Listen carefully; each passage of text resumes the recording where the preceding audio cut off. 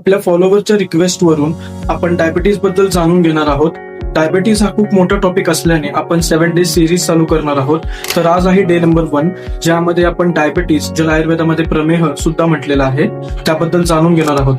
तर डायबिटीज हा एक एंडोक्रायनल डिसीज आहे, म्हणजे हॉर्मोन रिलेटेड डिसीज आहे, जे पर्टिक्युलरली आपल्या ब्रेन आणि पॅनक्रियाजवरनं कंट्रोल केला जातो. त्याचे सिम्पटम्स बघता क्लासिकल ट्रायडमध्ये पॉलिडिप्सिया म्हणजे तहान जास्त लागणे, पॉलिफेजिया म्हणजे भूक जास्त लागणे आणि पॉलियुरिया म्हणजे अधिक प्रमाणात लघवी होणे ही लक्षणं दिसून येतात. तर या आजारामध्ये रक्तातील साखर हा इम्पॉर्टंट फॅक्टर धरला जातो. त्याचाच अर्थ इम्प्रॉपर ग्लुकोज मेटाबॉलिझम हे कारणीभूत असतात. अर्थात रक्तातील साखर वाढणे किंवा ते शरीरात व्यवस्थित शोषण न झाल्यामुळे होणारा आजार म्हणजे डायबिटीज.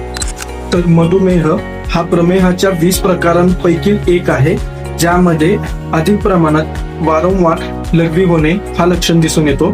त्याबरोबरच तिन्ही दोषांच्या प्रकोपाने हा आजार दिसून येतो. पर्टिक्युलरली क्लेड कफ नावाच्या कफाच्या प्रकाराने हा आजार उद्भवतो.